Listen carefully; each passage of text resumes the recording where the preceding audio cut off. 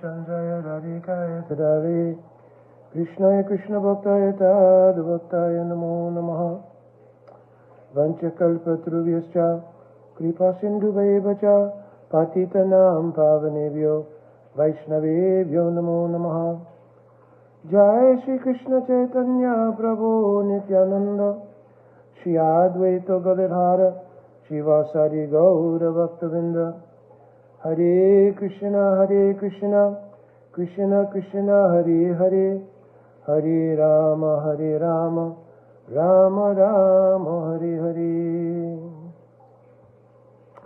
Dandavat Pranam devotees. Dandavat Ganga Didi. So, this is, I almost don't want to say it, but I always am obliged to say it, maybe as a reminder to myself. This is supposed to be a short analysis of a particular topic. Hopefully it will stay short. So basically, let me get right to the point. I've recently had some discussion online with some devotees, and the sort of idea of the synthesis of academia and Bhakti, religion as a whole, but we're dealing particularly with Bhakti in this instance, whether it is viable or not. So what I mean by academia is obviously there is a methodology and a system of pursuit when it comes to discovery that's present in the academic environment. And conversely, there is a system of pursuit and methodology which is applicable to religious ideal, right? Religious ideal means, in general, a search for an absolute truth, more definitively, God, etc., right? So, there are some places where there is synthesis regarding the nature of religious modality and academic modality. And there are places where they diverge. So it is very difficult to find a sort of absolute uniformed synthesis between the two. It's just not possible based on the very nature of their process that they will be completely synthesized. So let me explain that and why this is my understanding. One is that the process of academia, for the most part, is intellectual outreach based on an ascending mode. What I mean by that is people take training or indoctrination, depends on what perspective you want to take on this, right? From an institution which has established a certain conclusive ideal about whatever the subject matter is. So let's keep in the realm of philosophy here, right? Philosophy or religion. There's a predetermined outcome that is set in each course in these particular disciplines. That course, its study, its conclusions, and its testing to make sure you arrive at that conclusion are all part of the academic process. For the most part, historically, to the current day, those conclusions have been based on intellectual outreach, which means an ascending idea of previous pursuit in the same manner by previous philosophers or religionists, right, up to contemporary philosophers and religionists who follow that model. They're trying to use the intelligence, material intelligence, to reach conclusions even regarding spiritual phenomena. So, intellectual outreach means, so let me define that, because my wife is sitting behind me and I can feel her, though she has not mentioned it, saying, what is intellectual outreach? So intellectual outreach means just literally what it sounds like. The attempt to reach from the intellectual platform to reach out as far as the intelligence will go back and rearm oneself with further intellectual conjecture, experiment, etc., and then come back to the table and try to reach out further using that same methodology of the intelligence, material intelligence. On the other hand, spiritual process is revelatory and descending. It means that there is a process which a spiritualist avails themselves by practice, and which in, let's say, for instance, in the process of yoga, bhakti, or whatever, in Sanskrit, it's called sadhana. So they avail themselves to a practice with the idea it will be a simultaneous preparation of the consciousness to receive revelation, and there's an expectation of an aspect of mercy, kripa, from God, or the ideal which they are trying to obtain, that absolute truth, that there's a factor of mercy or kripa that will, in combination with the sadhana, which is an invocatory process, create a situation in which there'll be the descent of revelation. So if you go back and you look at even most scriptures, even outside of Bhakti, in the Bible or in the Quran, they're revelatory events. Revelation to Moses, revelation by the angel Gabriel to Muhammad. So the entire process of spirituality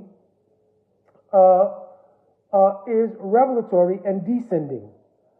So because of that, there's obviously going to be many points of divergence. And I'm going to give the example based on the discussion I had. The original post was about the dating of Srimad Bhagavatam. So in academic circles, these sort of things come up. Well, what's the actual age of the Srimad Bhagavatam or any other religious writing, the Bible, whatever it might be, right? What's the age of it? When did it actually come about? And then combining archaeology with, religious history or this or that, people, format some conclusions based on their investigations around these things and say, well, Srimad Bhagavatam actually is dated to be this date, right? Based on all the research and so forth and so on. Here's the difficulty. What are we talking about is Srimad Bhagavatam. I'm going to use that as the basis of a reference because this is my familiarization, right? What is Srimad Bhagavatam? That becomes a question. Because if you're going to date Srimad Bhagavatam, we need to know, are you discussing paper, a binder, and the writing? Or are you discussing what is the essential ideal revelation of Srimad Bhagavatam and what the date of that is? So on the post, I wrote that first it needs to be defined what is Srimad Bhagavatam, because if you're trying to make a conclusive idea, Srimad Bhagavatam was written this many thousands of years ago at this particular time period. Well, what will happen is that the nature of the academic environment is, well, then we could look at that period of time and see what kinds of issues were going on. We could look at that time and see what was, according to our perspective on intellectual development, what was going on. And none of these things have any bearing on the actual revelatory power of what is Srimad Bhagavatam. So even though the intellectual masturbation, excuse the phraseology, may go on around trying to enjoy guessing, speculating, so forth, around the physicality of the book Bhagavatam, it doesn't touch the revelatory reality of Srimad Bhagavatam. So that has to be discerned in a conversation. In a conversation, if you have people who are living practitioners of Srimad Bhagavatam, they view Srimad Bhagavatam as revelatory. They don't view it as an intellectual development and compilation that came about in a certain historic period of time. So then the next thing becomes, well, if you're having a discussion, we need evidence, because now you just simply have two people with two different perspectives. Well, now you have to offer your arguments to back up your particular perspective. So, in the course of discussion, I mentioned Srimad Bhagavatam itself is its own self-witnessing historian. Because in the very first verse of Srimad Bhagavatam, it's explained. Tene Brahma Hridaya Adhikavaye. The word tene, or tanoti, means to expand, or to infuse, or to inspire. Right? So, Rasa Brahman, meaning spiritual reality or spiritual truth, was imparted, Hrida, in the heart of the Adhikavi. So Adhikavi, according to the commentary of our acharyas, refers to different people. In the context of Srimad Bhagavatam, because that verse begins Janmadhyasya Yata, and one angle of the analysis in the commentary, especially of Srila Vishwanath Chakravarti Thakur, it refers to the generation, or the genesis of the creation. So here, the context of Tene Brahma Hrida Adhikavye will mean Lord Brahma, because Lord Brahma is the secondary creator within the context of the creation. So he was empowered with knowledge of spiritual truth and reality, and he's called Adhikavi because his expression of that truth was written in his own treatise called Brahma Samhita. In there, in poetic fashion, he describes Venum Kovantam Aravindayalaya Taksham Bahavatam Samastitam Buddha Sundarangam, etc. So he's given poetic description of the revelation which entered his heart. You understand? So here, Bhagavatam is bearing witness to the fact that its revelatory reality is from the beginning of the creation. You understand? So that's a statement about the history of Srimad Bhagavatam as what it actually is, which is a revelatory phenomenon, right? So you cannot synthesize that with academic ascending search through various investigations and other kinds of archaeological, etc., dynamics and come to a conclusion about that fact. You understand? So what tends to happen in the academic circle is we will dismiss the ability of Srimad Bhagavatam to be its own witness and evidence for its history based on something called circular reasoning. Right? The logical fallacy of circular reasoning. So, historically, many philosophers of ancient times, and in this particular case, Aristotle, he came up with a whole set of rules and regulations regarding presentation, obviously in the academic environment, of the offering of evidence in an argument. So one of the things that was offered was the idea of circular reasoning. So let me give you an example of that. I just did in the form of Bhagavatam, but it'll be more clear here. Somebody says that the Bible is the Word of God. Somebody gives the argument, well, how do we know that? And the answer is, well, it's mentioned in the Bible itself. And so they say this is called circular reasoning, which is not allowed in discourse. Now, the obvious question will be, who says so? Who says so? Who's made the mandate that we're all obliged to, that this phenomenon called circular reasoning is a standard by which everybody has to operate? They don't bring up that part, right? Even though we know historically, when you go back, you know it was Aristotle who created this. There's always been, not only in Western philosophy, but also in Eastern philosophy, rules of discussion and rules of evidence, right? So it's not unique to Western philosophy, right? And I'll get to that in a second. But the question becomes, well, who said so? Well, trace it back, Aristotle said so. Next logical question, who's Aristotle? What's his mandate to make a rule like that? Who was he? What was his realizations? What was his ability to say that? We know Aristotle, you get different kinds of arguments, but supposedly Aristotle did believe in God. They had this certain, most of the earlier Western philosophers accepted God, at least we know, by the ideal of causation. They had the idea that certainly there's an original cause of something, and they had various conjectures and so forth about what that is and how it fits into the human dynamic. But overall, we could say, let's say even they believed in God. Others did not, right? But let's take it, even that Aristotle believed in God. What was his mandate that he could make a rule that revelatory scripture is not evidence of itself? Why are we obliged to that rule? So this is what happens in academic circles. This is where the indoctrination feature comes in. That I've learned that in the course of my academic study, and I'm using it as a standard when everybody's not obliged to that standard, unless you're in the academic environment. And this is what classroom environments do.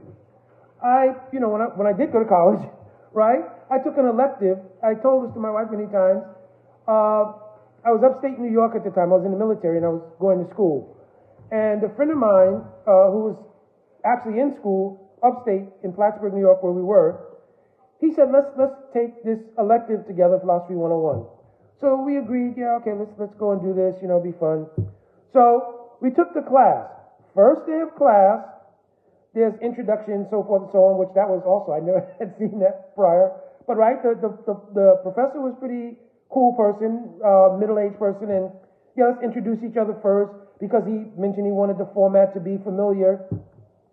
After all of that, he gives his opening statement. His opening statement is, this class is meant to pose questions, not answer them. You understand? It's meant to pose questions, not answer them. So this is in some cases, academic environment. So if you want to successfully navigate that class, pass it in the end, you'll have to go along with that chain of thought.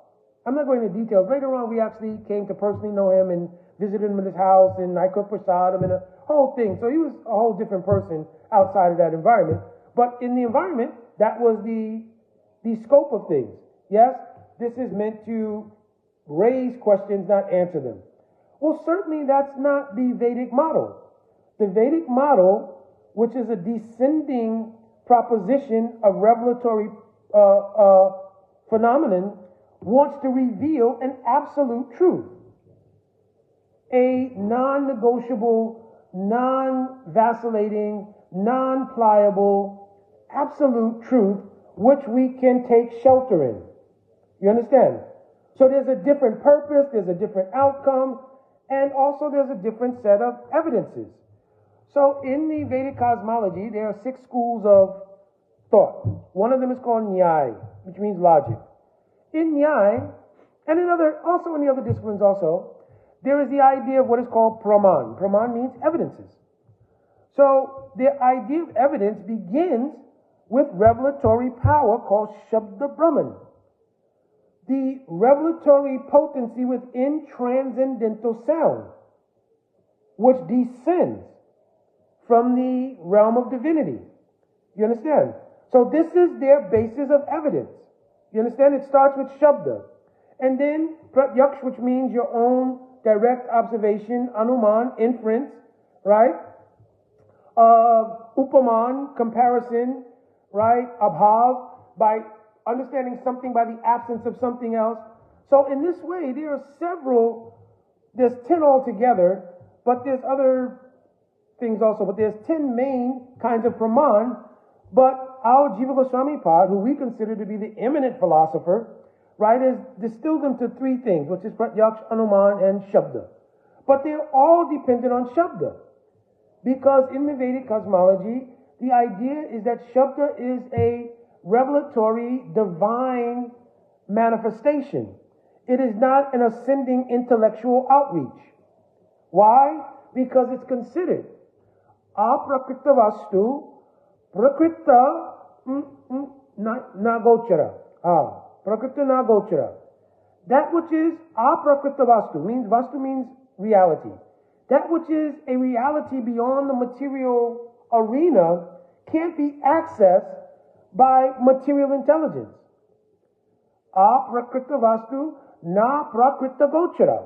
There's no access of the means material facilities of mind, intelligence, false egoism to access which is aprakat beyond its jurisdiction.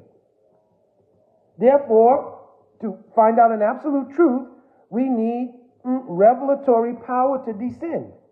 How does that happen? And here's where the real differentiation comes in process. The academic environment encourages intellectual outreach. That's the whole basis of it. But actually, when you really go back and look, the word education comes from the Latin word educare, means to bring out that which is within. So the very nature of the word indicates bringing out revelation, right? What has come within should be brought out. But the modern model is external investigation, conjecture, etc., conclusion, take that and digest it, internalize that. It's the actual opposite of education, really, right? So, that being said, you can see that the two processes are vastly different and they yield different results. Now, what you'll have happen in almost every one of those kinds of discussions is someone will say, well, you're saying that, but that's your subjective experience or reality, and it's not suitable for placement in the purview of the general mass of people. But one of the faulty arguments here is, have you polled the general mass of people or something? Have they actually heard the logic and reasoning of the descending process versus the ascending process, etc.? No. So what people do is they garner consensus based on supposition. It sounds good to me, therefore everybody must go along with it, therefore this is the standard. You understand? So that's the first issue, that actually the two processes are vastly different. Now, if you look at many people who've taken to the spiritual path, including myself, people went through the academic process. You understand? People went through the process of intellectual outreach, in most cases prior to their spiritual epiphany or whatever, and looked at things from the analysis of their own intellectual capacity and examined this and looked at that and so forth, came to a conclusion upon contact with the descending mode, these things are just beyond my capacity. They take up inspiration to facilitate the process of descent of divine revelation. So our challenge should be to those persons, yes, we've done the academic model, right? And we found that our conclusion came that it was beyond our intellectual jurisdiction. Therefore, we're looking at the descending model. Have you looked at the descending model? Right? And if they declare, well, that's just your faith, say, no, it's not. It's my science. What is science? A hypothesis, experimentation, observation, replication. So we're saying that the practice of sadhana, or any spiritual practice, right, is a environment in which the hypothesis was, by this, I will have access to jurisdictions beyond my intelligence. The experiment is the practice. You have to follow what is southern in any given religious tradition. Right? Observation. Have you had experiences that inform you by your observation that this is working, this is real? And yes, people are having revelation and realizations which confirm the experiment of the sadhana. Is it ability to be replicated in the general mass of people? It certainly is, if the people will take up the process. If you tell me that I have to do a scientific experiment to prove a certain chemical combination, and I say, no, I'm not doing that experiment, how can I confirm without replicating the actual process needed for that particular outcome of that chemistry experiment if I'm not going to do the experiment? So here's where there's a great divergence between academia and actual descending process of spirituality. Understand? So there's never going to be on the same page. And also what happens a lot of times in discussion is, what paradigm are we speaking in is never established. So you have somebody speaking from the intellectual outreach academic platform, somebody speaking or chiming in from a practitioner's perspective, and obviously unless these kind of nuances are discussed, understood, agreed upon, we don't have a basis of discussion, because there's going to be a natural point of divergence. You understand? So in that discussion, I was explaining that really, in the long run, the only way the discussion becomes viable is when both people have stood on both sides of the discussion. So I made the declaration, I did. I stood on the side of academic pursuit and intellectual outreach, etc. Right? I've been on that side. That, for me, culminated in the submission to the descending process and the process which invokes that descent of knowledge beyond the purview of my material intelligence, right? So the question here is, are those who are on the other side, are you willing to come and take up the process by which the nature of revelatory descending facility is made? Are you willing to do that? And if the answer is no, you shouldn't have to do that, well, why should anybody have to be obliged to Aristotle's philosophy or this or that? Why? And if there's no onus on either side to take up either model, what are we talking about? Then it becomes Tarka apratishta shuttayo vivinam. Tarka apratishta. Simple argument becomes, sort of, intellectual gymnastics in intellectual Olympiad or something, right? Because there's no conclusion. Tarka apratishta. You can't establish a conclusion simply by intellectual, engagement. There has to be some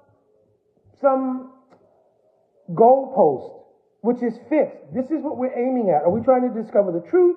Are we looking at archaeology? Archaeology is its own science. And, perhaps in the field of archaeology, it may be very interesting for people to try to find out dates and so forth and so on of certain, material phenomenon. Like we found an older book with Sanskrit language. It appears to be Srimad Bhagavatam. Wow, is this the date of it? That's an exciting field. Have at it. You understand? But you cannot force Bhakti to be, in an absolute sense, synthesized with that, because of all the things I just explained.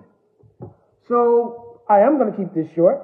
I just wanted to make those points because generally in the writing back and forth, sometimes it is not able to be seen by people who are not on that particular thread or haven't commented or contributed to that thread and therefore don't know the real backstory. So I gave a synopsis of it, and basically I'm answering in a fuller way, though it's a short video, to invoke thought as to why there is some certainly incompatibility, not completely, because there are many people who are both academically very qualified and at the same time understand where the divergence takes place, and they give preference to Bhakti in the places of divergence.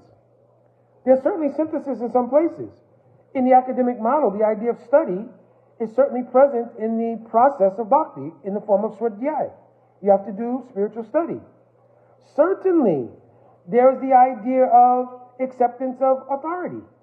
You understand? There's the idea of a mentorial line. Because if you go to any discipline in university, they're going to quote you all of the previous persons who were, in their eyes, geniuses in that particular field. Well, certainly in the process of Bhakti, we accept a Guru Parampara, Guru Varga, in which they are a chain of realized souls who've had this actual experience, and therefore their association, their teaching, their methodology is able to transmit, because it's a descending process, that kind of realization or that kind of inner experience, an epiphany. So this process works like that, right? So both share the idea of mentorial succession. Both even accept the idea of mutual encouragement via a grouping of people who have the same kind of mindset, right? Because we say the association of devotees in general is very, very important and very positive nourishment to our pursuit of practicing sadhana, etc. And in the academic environment, right, you have a classroom setting in which many people who are interested in the same subject matter are there, accepting a mentor in the form of the professor who is, fueling and stimulating their pursuit. Now, the question also is always going to be the end game, the end goal. What is the goalpost in either case? That is where there's divergence. In one case, it may be that people are seeking a ability to connect intellectual outreach with absolute truth. And let me give one more example of one example that's shown about that. There are many people who therefore declare that truth is ever evolving. But truth is not ever evolving. Truth has an absolute status. You understand? Truth has an absolute status, and the bliss or the beauty of the absolute truth's feature of the relationship once established, that is ever expanding. The truth is the truth. Just like, for instance, in our cosmology, it is mentioned, Ishvara Parama Krishna Satchidananda Vigraha Nadi Adi Govinda Sava Karana Karanam. This is one of the things that Brahma realized in the beginning of the creation. Krishna is the supreme absolute truth, who is the cause of all other causes and has no cause. Therefore, there is no truth. Mata Parantaram Nanyat Kenchiristi Jananjaya. Oh, Arjun, there is no truth superior to me. So there is a conclusion to truth. There's no conclusion to the beauty of the relationship with the truth. That's a difference. The idea that truth is ever evolving is simply moving the goalpost because of the inability to achieve the touchdown in this example or this simile of achieving it. Therefore, you keep moving the goalpost back. It's ever evolving. The reality is that you can't score on the basis of intellectual outreach when you're looking for absolute truth. You understand? So there's this idea, well, the truth is always morphing and becoming different. So that validates the idea of a perpetual model of intellectual outreach because it doesn't have to come to a conclusion. Also, one of the factors about this is that when you introduce conclusive truth, there's an obligation to relate to it in a certain way. And people want the independence, which is part of the material faculty of false egoism.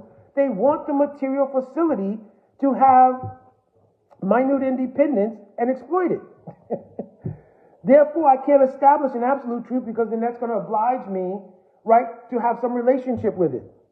You understand? Once you discover, oh, there's an absolute truth. Okay, well, this is it. This is what it is. What does that mean for me and to me, and how am I related to that? See, that's a natural outcome of discovery of absolute truth. But if I relativize, or remove the idea of an absolute truth, it keeps open the relativity of an ever-evolving, self-indulgent sort of perspective. Right? I can keep and in that case, what generally happens is false egoism and the material intelligence in mind become the de facto truth. You understand? Though they're temporal, though they're incapable of fully digesting even everything in this world because they're imbued with faults, right?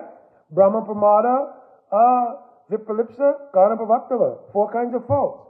They make mistakes. They're subject to be illusion. There's a propensity to cheat. You understand? So the ability of that material faculty imbued with those faults can never capture an absolute truth.